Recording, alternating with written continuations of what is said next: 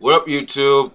Bam, and welcome to another edition of Wolf King's Vids. Alright, welcome to my The Prophets Are All Dead Part 2 video.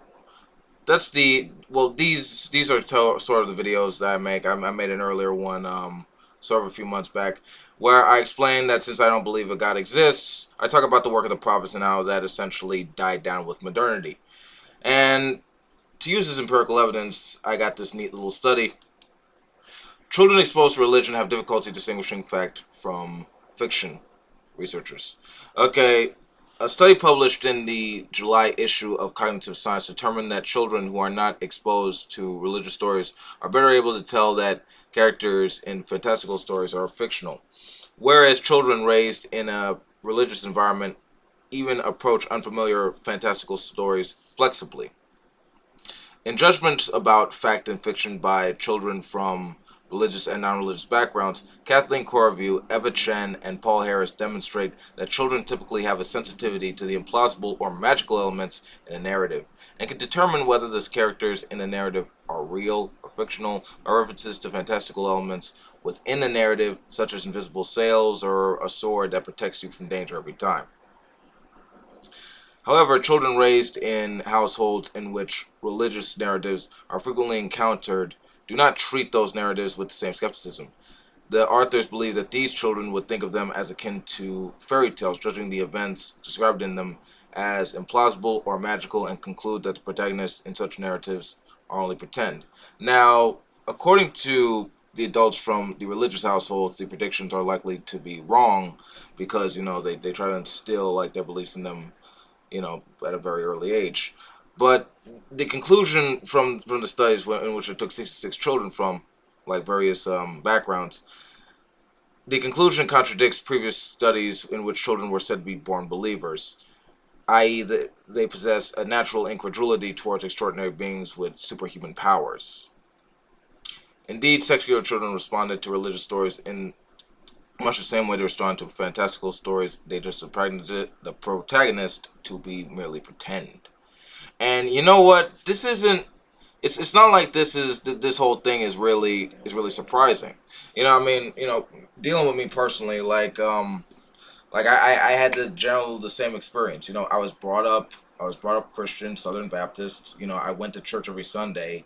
I looked around at the people who were claiming to have testimonies about Jesus coming in their lives, and the whole thing sounded really silly to me, and it didn't really appeal to me.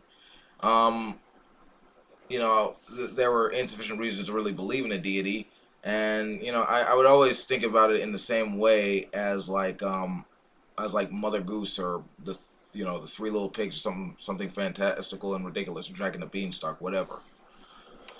And it was only until I came into my like early teens that I realized that this stuff is nonsense, and it's better to leave it. And the fact that more and more children are, the fact that more and more young people are like actually recognizing this understanding, it's it's really a good sign that progress is being made, because stuff like this has existed since the dawn of time. Back when we were all like cave people sitting around fires telling like folk tales and stories and stuff, and in villages and hunter-gatherer tribes, all this, it with regard to mythology, that's basically how we understood the world at a time. However, now that we're coming, into this more modernized, global type of world, we're seeing technological breakthroughs in terms of how we could advance our species to a greater height of civilization, and also dealing with major problems with regard to education or the environment, like with climate change. It's really important that people learn that more about that and get more informed on these subjects, rather than focusing on fantastical stories about, oh, when is Jesus gonna come back, or like is are we gonna be collided with like Planet X, or Nibiru, or whatever ridiculous nonsense or conspiracy theories they actually want to come up with in their minds. The true beauty of an infinite and self-regulated universe is lost on those who elect to walk the path of comfortable delusional fantasies. And as more people become enlightened about the real world, the ancient stories of the past no longer appeal to them. They see them with only one place they could actually be, in the history book section of the library. That is essentially it with regard to the ancient stories of the past. They're essentially left in the dust of Bronze Age antiquity.